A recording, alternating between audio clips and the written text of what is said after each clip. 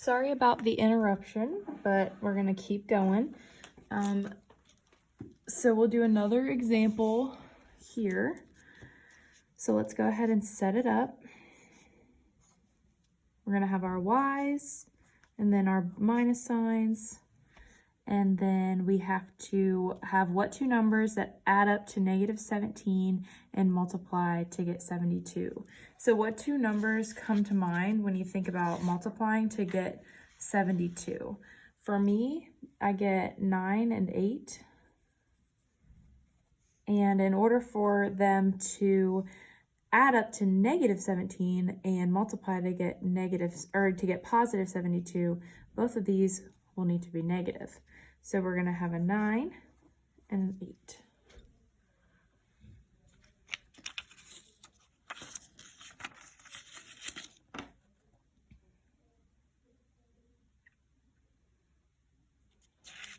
So let's talk about, for the mixed practice, what you're going to need to know which way to set them up. So the polynomial, if it has, so let's look back to the front. If the polynomial has two plus signs, you're going to have two plus signs in your factored form. 2 plus signs. Then this is the factored form. If there is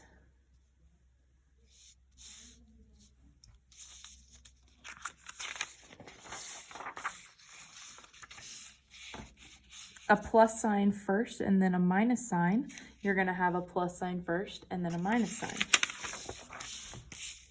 So I'm trying to see that. Plus and minus. In that order, it's going to be plus, minus. Then if you go up to the top here and you've got 2 minus, so 2 minus, it's going to be 2 minus, or it's going to be a plus and a minus first and then a plus. So if the polynomial has two minus signs, the binomials that you make will have a minus sign first and then a plus sign. And then again, I'm going to go under here if you've got a minus sign first and then a plus sign. So down here, I'm going to write minus, then plus. It's going to be 2 subtraction signs in the binomial. So that should help you with these ones. So I'll go through and even just kind of label them.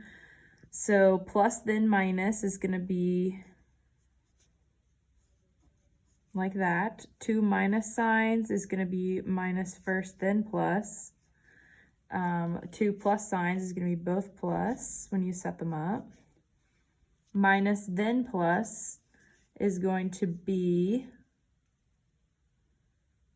2 minus.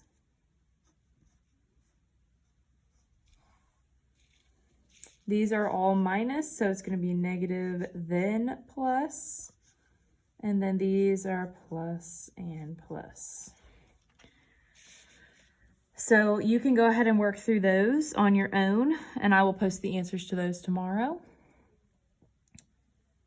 Okay, then greatest common factor. So examples with a greatest common factor. So basically with that, what you'll have to do is you'll have to find the greatest common factor first, and then factor the remaining trinomial.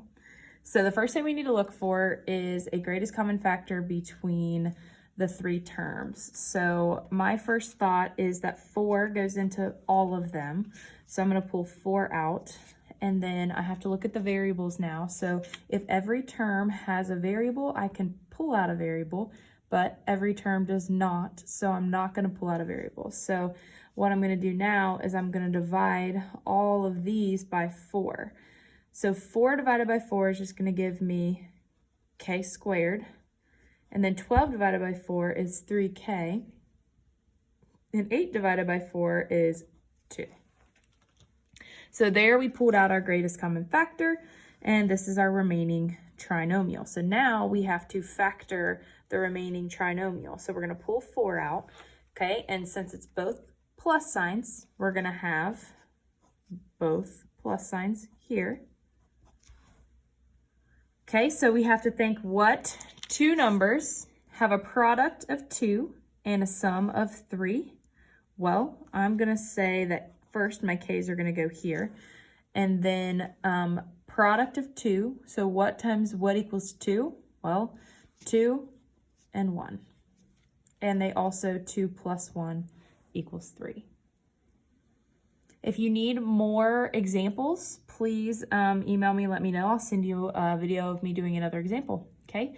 That's all I have for this set of notes. Go ahead and finish them and post your picture. Thanks.